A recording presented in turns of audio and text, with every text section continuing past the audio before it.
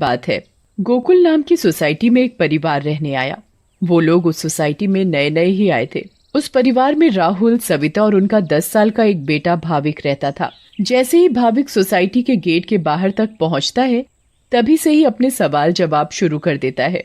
वाह पापा, ये कितनी सुंदर सोसाइटी है। क्या हम इसी सोसाइटी में रहेंगे? हाँ बेटा, हम लोग इसी सोसाइटी में रहेंगे। देखो तो हमारा भाविक कितना खुश नजर आ रहा है। अब तो मेरे यहाँ पर नए नए दोस्त बनेंगे, ना मजा आएगा। हाँ बेटा, बहुत मजा आएगा। चलो अब अंदर चलो। जैसे ही वो लोग सोसाइटी के अंदर कदम रखते हैं, तभी जोर जोर से हवा चलने लगती है और भाविक को कुछ अजीब सा महसूस होने लगता है।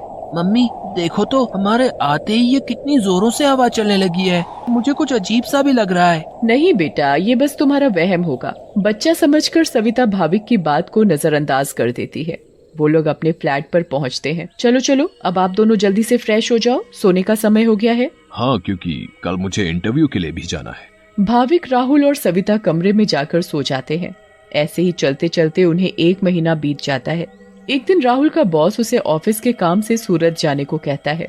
ये तो कितनी अच्छी खबर है। मैं ये बात सोसाइटी जाकर सविता और भाविक को बताऊंगा, तो वो दोनों भी बहुत खुश हो जाएंगे। राहुल घर जाकर ये बात सविता और भाविक को बताता है। सविता, ओ सविता, कहाँ हो तुम? तुम्हें एक खुशखबरी देनी है। अरे हाँ, क्या हुआ? इतना क्यों चिल्ला रहे हैं आप? हाँ पापा, क्या हुआ? आप इतने खुश क्यों नजर आ रहे हो? अरे खुश ना हो तो क्या करूं, बात ही ऐसी है। अब आप बताएंगे भी, क्या बात है? मुझे मेरी नौकरी की तरफ से सूरत ले जा रहे हैं। बहुत बड़ा प्रोजेक्ट है। अगर सब अच्छे से हो गया तो क्या पता वहाँ से आने के बाद मेरा इंक्रीमेंट भी हो जाए। अरे वाह, ये तो बहुत अच्छी खबर है। वाह पापा, आप तो सूरत जा रहे हो। मैं भी जाऊंगा। बेटा, मैं तुम्हें अपने साथ नहीं ले जा सकता। और सविता, तुम मेरा सामान पैक कर दो। मुझे आज ही रात 12 बजे तक निकलना है। मैं बस कुछ ही दिनों के लिए जा रहा हूँ। सविता राहुल का सामान पैक कर देती है और राहुल उसे रात 12 बजे सूरत के लिए निकल जाता है। चलो भाविक, अब तुम भी जल्दी से दूध पीकर कमरे में सोने चलो। ठीक है मम्मी। सविता और भाविक अपने कमरे में चले जाते हैं। सविता तो सो जाती है, मगर भाविक को नींद नहीं आती। बहुत तेज बारिश होने लगती है।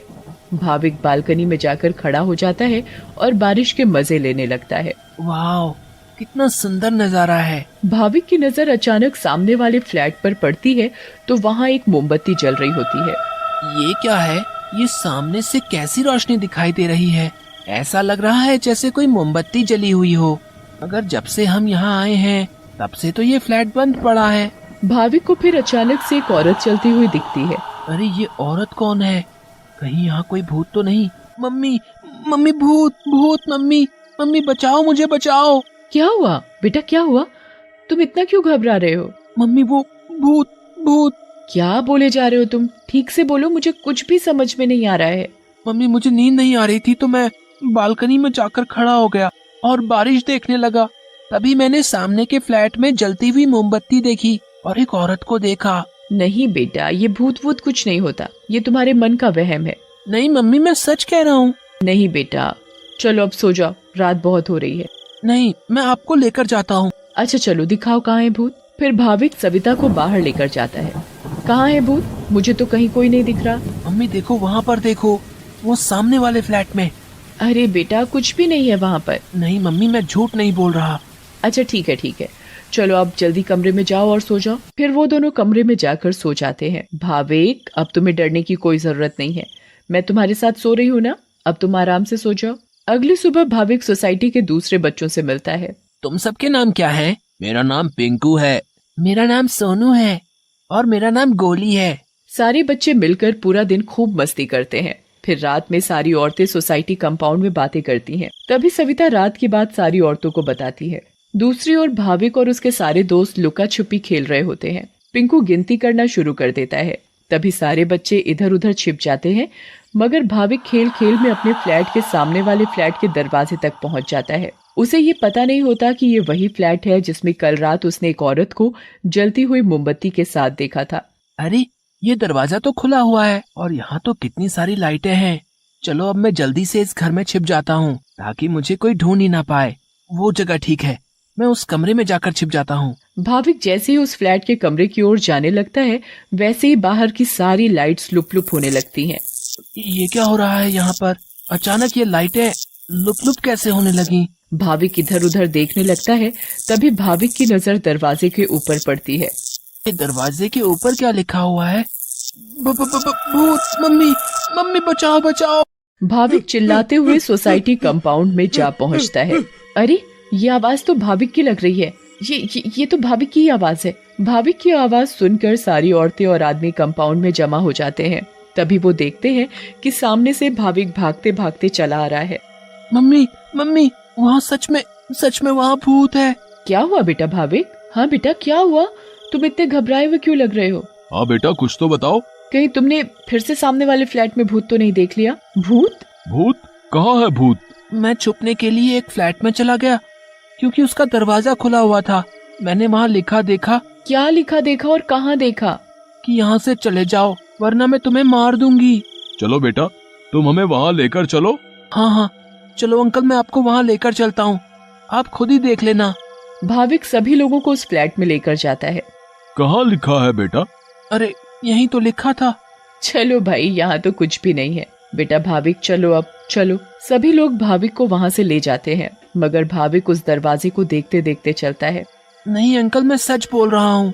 हमें इस बच्चे की बात एक बार मान लेनी चाहिए और आज रात मिलकर सोसाइटी पर नजर रखनी चाहिए। हाँ, आप सही बोल रहे हो। क्या पता ये सब सच हो। तो ये तय रहा कि आज रात हमारे पति सोसाइटी की देखभाल करेंगे।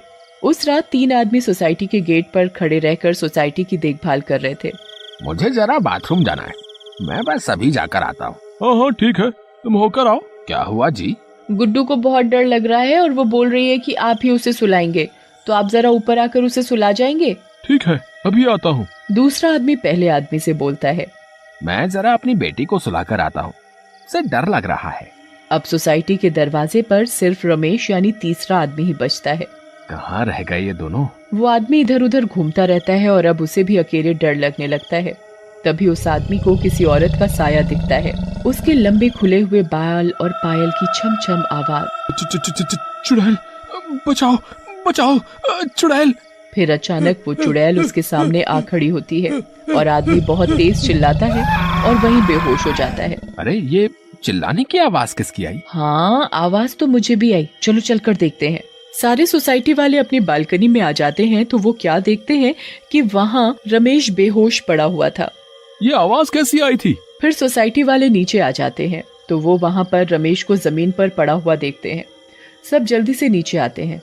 सविता और भाविक भी नीचे आ जाते हैं। अरे, कोई इन्हें होश में लाओ। उठिए भाई साहब, उठिए। फिर कुछ ही देर में रमेश को होश आता है और वो सारी बात सोसाइटी वालों को बताता है जो उसके साथ कुछ देर पहले हुई थी।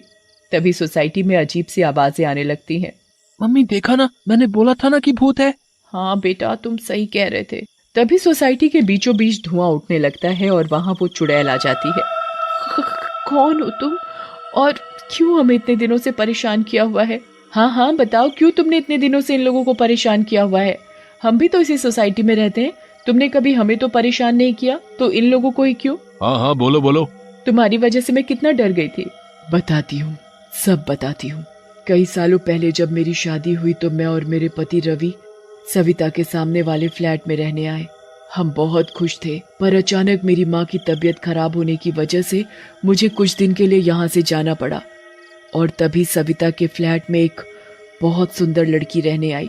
रवि उस लड़की को पसंद करने लगे थे और वो लड़की भी। उस लड़की को ये बात नहीं पता थी कि रवि शादीशुदा है।